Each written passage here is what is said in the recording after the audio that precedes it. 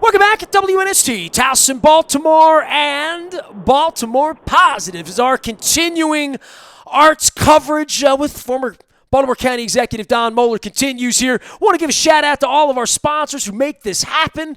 They're still around. We're about to do a really incredible story about downtown Baltimore and theater here. And certainly Fadley's is still downtown. You can stop by, grab a crab cake. Wherever you are, call ahead, curbside, and even better, if you're somewhere in the suburbs, you can have it delivered, or you can send crab cakes to a loved one far away. I've had friends do that. Nothing makes folks happier than finding Fadley's crab cakes somewhere where you can't get one this time of year. Also, our friends at State Fair with the chicken and waffles and the shrimp and grits and the delicious wings and all the burgers. They'll even build you a box of food, and you can pick up your salad, your vegetables, your protein, take it home. You can cook it at home.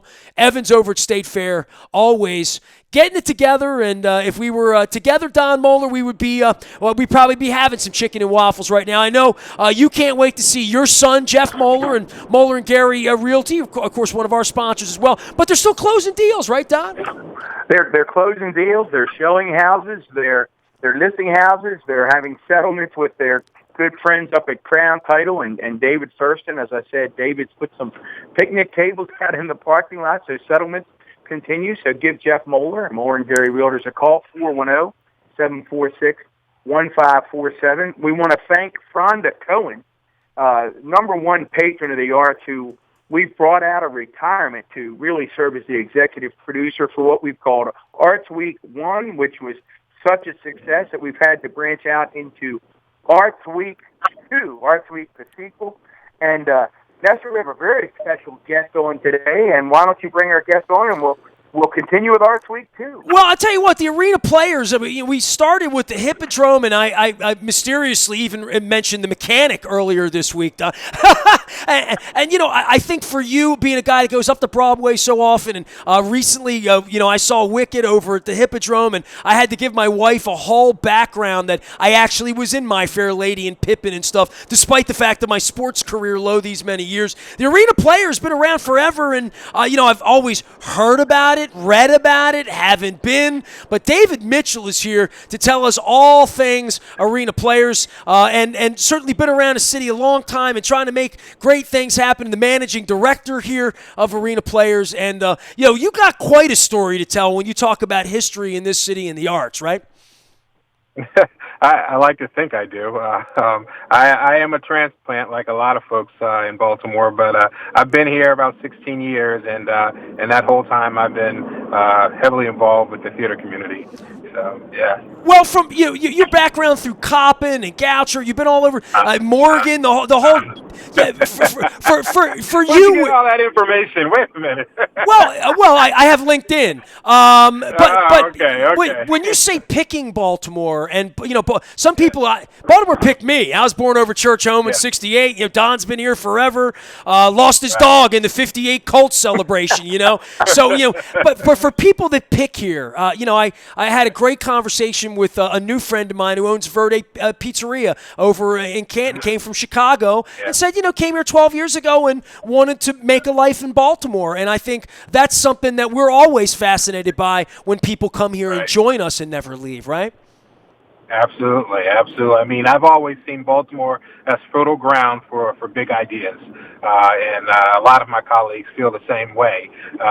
It's just a lot of opportunity here if you have the get up and go spirit and the chutzpah. So. I've stuck around, and I call it home now. I'm not going anywhere anytime soon. Well, David, Arena Players is such a special part of the arts community in Baltimore. When people begin to dig in and research it, that you all began in 1953 and have gone continuously, have never gone dark, have continued in operation. Talk a little bit about the rich history of Arena Players, what it is, talk about community theater. Really, let us kick back and be educated here.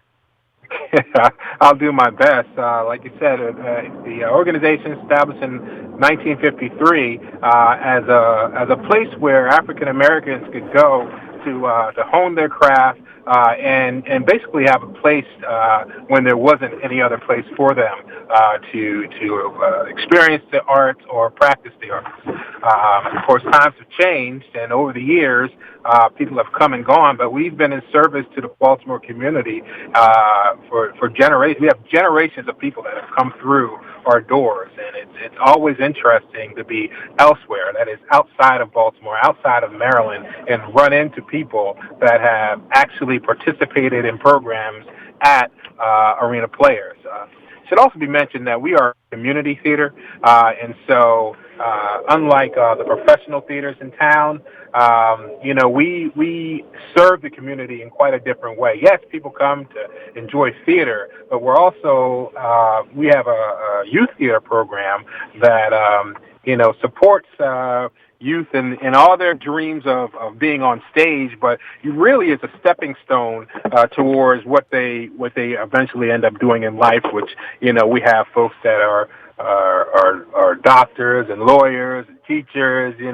civil servants. I mean, like it runs the gamut, and we're always going to be in that place of service.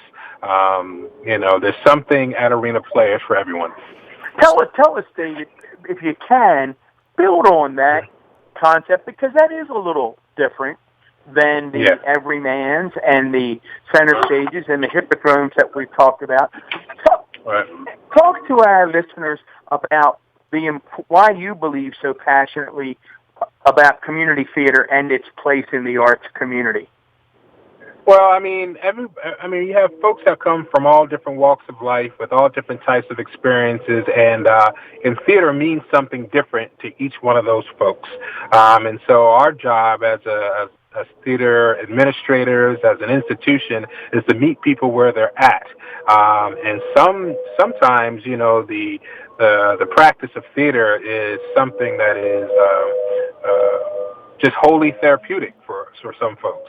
They don't have aspirations of being on the big screen or on somebody's Broadway stage. But at that particular junction in life, they need theater to serve a certain role in their life. And we have folks that have come and done a show, and we've never seen them again. And then we have people that have been at our organization for 30 and 40 years, coming back every year to do that 1 or 2 or 3 plays, and be a part of the fabric and be a part of the history, kind of thing. So I think that's the magical nature of our theater, is that we are in service, and we meet people where they're at in their lives, and they remember us for that, and they celebrate us for that.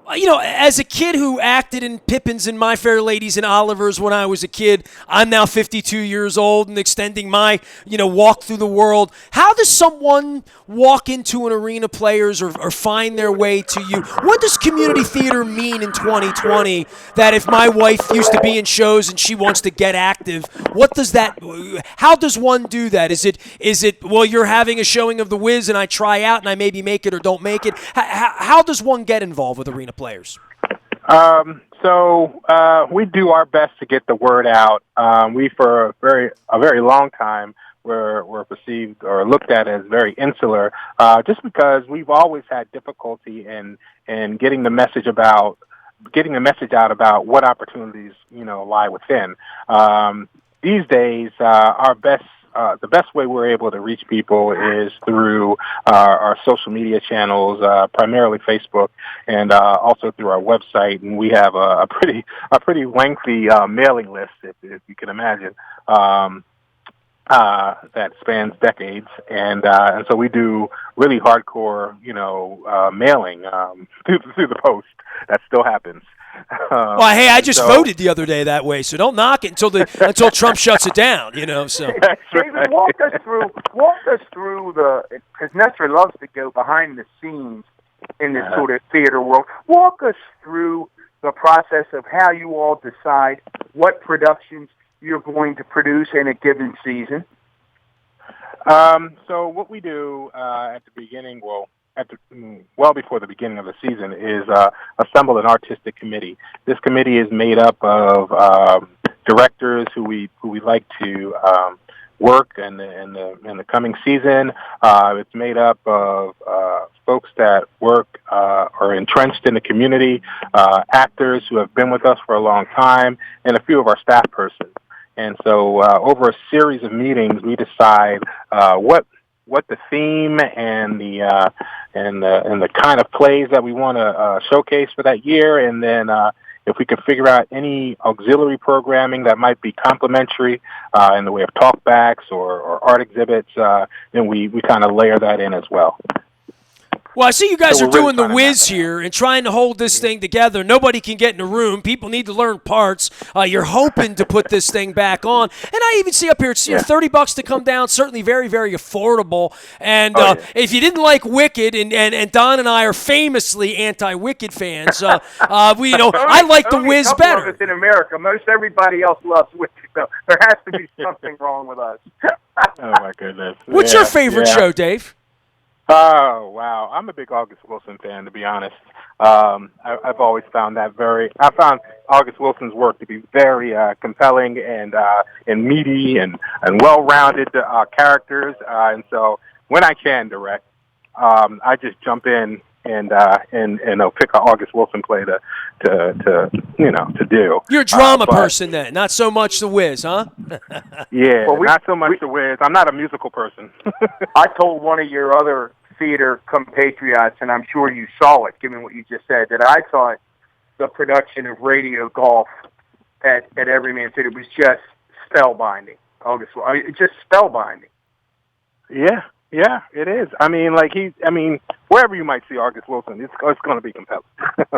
Yeah, I mean, the characters are so rich, and that series of plays that he produced. Now, what people might not know, you yourself are an actor, right? So you actually like to get up on things. Oh, man, you did your homework. That's what I actually went to school for, is acting. But I ended up being a director and producing and really liking the idea of creating space for other people to do what they do in the realm of theater. So, what's the favorite role you played, David, in your career, whether it was as a young guy or a maturing actor? If you could go back and play one role again, what is that role? I liked Othello. I had a really good time with Othello. Once I was able to get my head around the language and the time period, I really found that fulfilling. That's that. If you ask me, that's the role I'll put up there.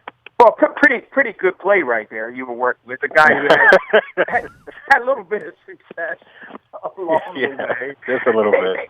David, in addition to your work with arena players, and we say to folks up front, right, it's not arena stage. Don't get them confused. Both fine institutions, but arena players, exactly. the oldest African-American theater group in the United States of America. Yeah. But in addition to that, you've really been an advocate for increasing representation of minorities and African Americans in arts and cultural institutions in the region. Maybe you talk a little bit about that work and why you have a passion for that as well.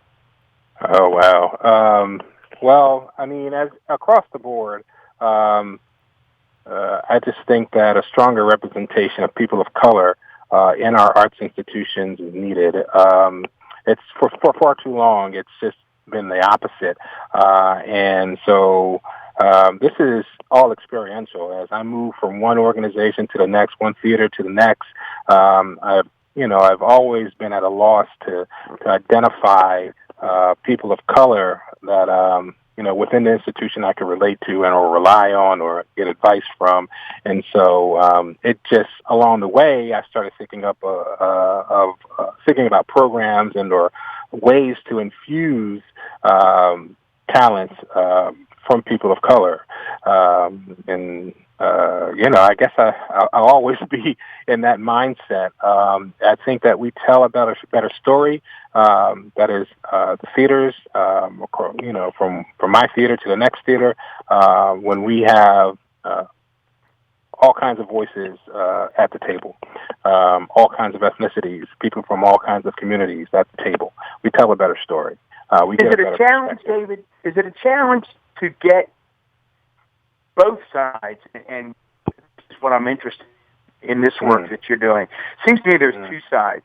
There's the artistic community itself, and then there are the members of minority communities that you're trying to convince that they need to play a larger role. Do you get pushback from both sides? I sure do. I sure do. I mean, every community wants to celebrate their own autonomy. You know what I mean? And being able to produce and celebrate their culture on their own terms. To have to find yourself in somebody else's culture is a bit daunting. Or to wait for them to want to celebrate you is a bit daunting. And so, yes, there's definitely major pushback when it comes to bringing both groups to the table or finding collaborative projects for people to work on. Striking a balance is also very challenging of when it comes to expectations and responsibilities of these different groups.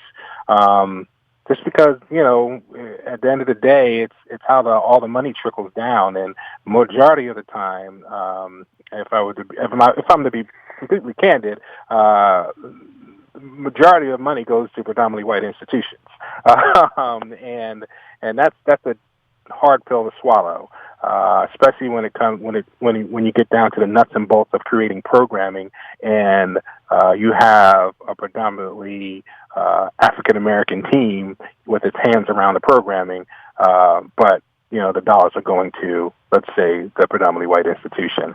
I think I'm getting in the weeds of this conversation. No, not really. That's what we do. It is, and what Netzer and I always is remarkable about the discussions we have is how connected so many of them are. Months ago, we had a detailed discussion with Speaker of the House, Adrian Jones, and the importance of her support for historically black colleges and universities. We had that same discussion with Dr. Darrell Williams, the superintendent of Baltimore County Public Schools, and here you are again talking about the need to support these cultural institutions in the African American community and people of color. So it's not in the weeds at all. It really is all connected for us. Yeah. Okay. Well, good. That's good to hear. Well, I mean, let's start with this. I mean, I have my Coppin banner back here, and I was literally on the phone with Ruff and Bell earlier. We're having all the educators, and Freeman Rabowski's coming on next week. We're having 4 or 5 other presidents in the area. But when you talk about Coppin, you're talking about Morgan and what COVID is going to do to them, let alone to arena players or to the Hippodrome or to any of the arts community here. I do. I mean, you were a professor here, and obviously, students leaving campus, maybe not coming back. We're talking. Don and I have done a whole educational series for young people trying to learn in this environment. This has been quite an upheaval all the way around for the educational institutions everywhere, but let alone for places like Coppin and Morgan that we're always struggling to bring people into our city from outside the city. We'd like to see those universities be stronger. It's hard to be strong in this environment right now. Yeah, it certainly is. It certainly is, and so much up in the air, and you have to also account for the loss of momentum, and motivation, especially in the academic setting. It's hard to restart and regroup, I commend all of the institutions, the academic institutions, especially the ones that I've worked at, for pivoting and figuring out, as we go, how to sustain and how to revamp themselves so that they can be in service again. Enjoyed our conversation with David Mitchell. He's the managing director of the Arena Players. Been around town a long time with the Cultural Affairs Project Coordinator at the Baltimore Office of Promotion and Arts and all sorts of professor stuff and work with stuff. So you talk about picking this thing up for where you are on a daily basis with where COVID is, where your life is, and where Arena Players. What will tell you it's time to sort of put this thing back together? And clearly, I say it's like baseball. You don't just show up and the whiz happens. I mean, there would have to be all sorts of things that would have to happen to get this show back onto the stage. Where's your mind in, okay, we're safer? At what point do you start putting the pieces back together? Because it takes a lot of people to put these shows on. We know that. It does. And, we have to follow the lead. First, we follow the lead of our city government and our mayor. We also are very in tune with what the governor's been saying, and so we're listening intently about what their ideas are about reopening and or just making things accessible again. We know that it's probably going to come sooner than expected, just because, the economy can't stand being closed down for another month or two. And so internally, we're looking at things and we're like, all right, how is this applicable to us? How are we going to manage, even though they say your doors can be open, how are we going to manage social distancing? There still has to be some level of social distancing and safety procedure in place. We're having those healthy conversations now. We're looking at how we can expand our programming possibly outside of our actual physical plant, so that, we can have everybody that comes to enjoy our programming feel safe and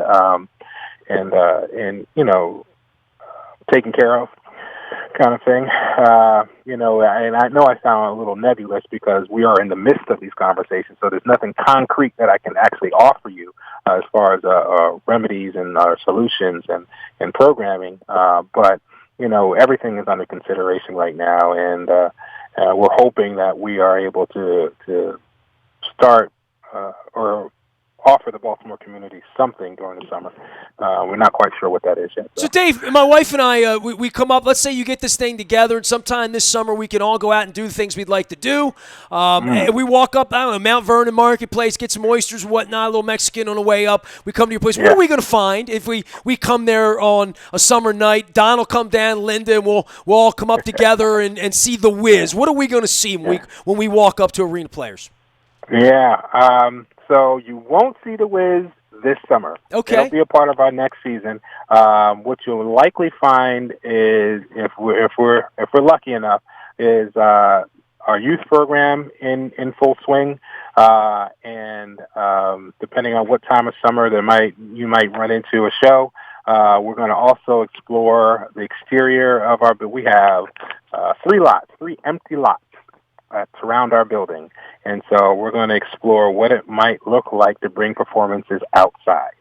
So you might walk up on an outside performance. Maybe it's Othello. I don't know. We'll see. It'll either be Shakespeare or August Wilson if it's you, I think, right? There you go. Hey, we appreciate your visit. Don, are we done with questioning for David? Yeah, I just have one real quick one, Dave, because I think it helps folks. Do you all look for, we always ask, do you look for contributors? Do you look for patrons? How tough is it I'm just blown away you guys have been there since 53. How tough is it to keep this thing financially solvent? Oh, it's so hard. It's very hard. Our saving grace is that we own our building. And so that is something that not everybody has.